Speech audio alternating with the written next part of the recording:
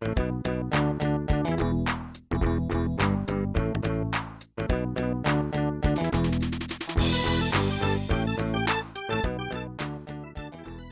to day 15 of the Christmas ROM Hack and Fan Game Marathon, where at the time of recording this, I have seen the Game Awards show. I was honestly hoping that watching the event would give me some more material to play on for this video, but honestly, there wasn't a whole lot to work with. Originally, I had a bit where I would interrupt the intro of the video and say something like, Wait, they announced what? Jason Schreier really had me with that thing about the two crazy announcements he was talking about. I thought we were gonna get like Bloodborne 2 or Mario Odyssey 2. I even saw some people talking about Half-Life 3. I mean, I would have been happy with Aaron Paul saying something like, video games, bitch! Animal Well got snubbed, too. I thought I was gonna see Donkey say some dumb shit on stage. That would have made the entire night. That's probably why they did it. They couldn't risk him getting up on stage and saying something like, the Game Awards is all spaghetti and no meatballs. Not even Statler and Waldorf would go that far. Balatro. Fuck you! As usual, the Game Awards were pretty underwhelming, but not quite as stupid as the game that I have picked out today. But at least that's stupid in an entertaining way. A few years ago, I played a ROM hack of Super Mario World called Mario's Mystery Meat, which was essentially a trippy-ass game full of references to years worth of Vinesauce lore, and what was weird was that even though I knew nothing about that beforehand, I still thought it was a very funny game to play. So I figured that the same logic would apply to Vinemon, a Vinesauce-themed reimagining of the GBA-era Pokemon games. I usually back off on Pokemon fan games because I'm not the biggest Poke fan in the first place, but this year I'm trying to venture out of my comfort zone. I mean, that's how I got hooked on all those roguelike mods, right? I first heard about this during last summer's F3 show, and I thought it looked pretty funny, so I figured, why the hell not? You see, folks, the biggest secret to making a game that is guaranteed to attract a lot of attention is an open secret that everybody already knows on some level, and that's to make the game funny. That's why Conker's Bad Fur Day is a cult classic, even though the gameplay is a less polished version of Banjo-Kazooie. Pokemon isn't my favorite thing in the world, but if you make Pokemon ridiculous and funny, that's just a good move. What could possibly go wrong?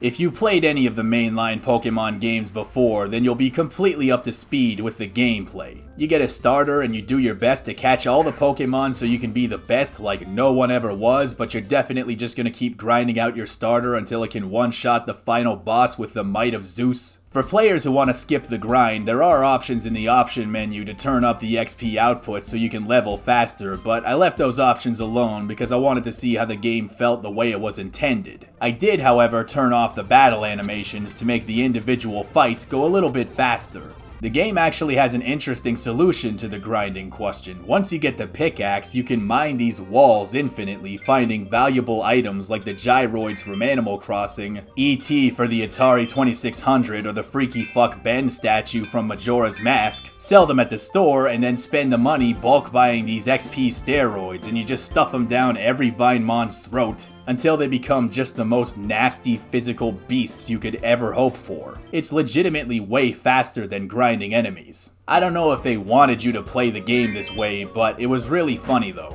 Something I appreciate about this game is how streamlined certain things are. I confess my knowledge of Pokemon past Gen 2 is fuzzy, and I don't know if the newer games are better about this, but my memory of Pokemon is, installing an HM on a very specific Pokemon and then having to pause and go into the menu and select the move every time you want to cut a blade of grass or surf or whatever, which is just a very cumbersome way of doing things. Instead of doing that, you just get an important item and the game automatically recognizes the context for it, so you can just break rocks or use surf simply by interacting. From what I understand, the game was made in a heavily modified version of RPG Maker, which is very impressive. That's not always obvious judging from the presentation alone. If, like me, you've played a lot of RPG Maker games, you'll recognize the depth of the customization and reprogramming of menus and UI pretty quickly. It looks far more authentic to official Pokemon titles than you would expect. I will say there are some technical issues with the game, especially while playing in full screen. For some reason it doesn't seem to work very well, but maybe that'll get fixed later on. There are also some performance issues when using the large and full screen options, which I assume is due to limitations with the engine, but it could also just be that my computer simply can't handle the incredible graphics. They recommend using the small and medium sizes for these reasons, so they are aware of these issues, which could mean they'll be ironed out one day, but in the meantime, you'll have to accept these compromises. One of the most impressive things about this game is how Vinny has something to say about literally just about anything. RPGs, you know, they have a lot of set pieces and cool things lying around to build the world, but a lot of the time, the official observations your character makes, if they're available at all, are pretty simplistic. This guy, he has thoughts about every single thing he comes across, and what's weird is that knowing nothing about Vinesauce lore almost makes it funnier because I'm filling in all the ridiculous shit with my imagination. My favorite is when he describes an NES game as Zen-like.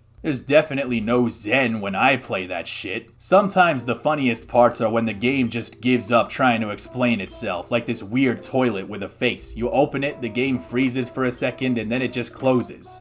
Nothing to say about that. One of my favorite parts is the first gym, which takes place in the Windows 98 dimension. Well, it beats the Mac OS dimension. To move around, you touch mouse pointers that drag and drop you around, and to return to the entrance, they chuck your ass into the recycle bin. That's just funny. I think this is the kind of game that'll have some kind of stupid joke or reference that'll appeal to somebody on some level. You do have random fuckos like Bugcatcher Billy or whatever, but you're also fighting all kinds of familiar faces as well. One of the first trainers you fight is Ness, who has all of his classic lines from Smash Bros. Tingle, who's collecting feces for some reason. Villagers from Animal Crossing. Danny DeVito as the Trash Man. You find a Yoshi doing the tax evasion bit, except in this game, he actually teaches you tax evasion, which is a move that increases your Vinemon's evasive maneuvers. I really appreciate that. It's always more funny when the jokes and the gameplay are intertwined. Todd Howard is everywhere wearing a disguise and he keeps trying to get you to buy Skyrim. And there's also a very surreal encounter with Mario who sends a Luigi Vinemon after you. Yeah, in this universe, Mario's own brother is just a distinct species of domesticated Pokemon and he just owns them. The goofy-ass trainers that you meet are rivaled only by the actual Vinemon themselves. There are like 200 of these fuckers and it is absurd.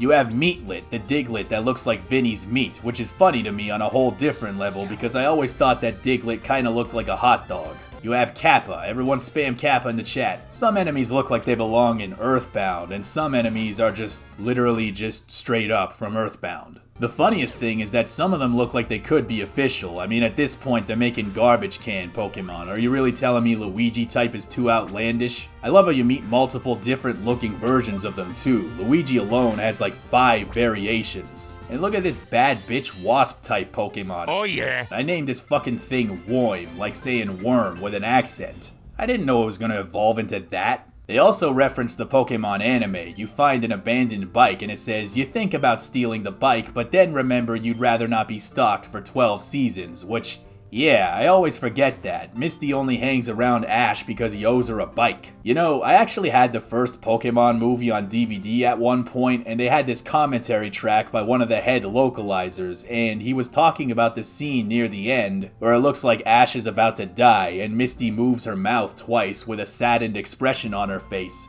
And they were trying to figure out what she should be saying in English that would only take 2 syllables to match the lip movements while also making sense in the context of the scene.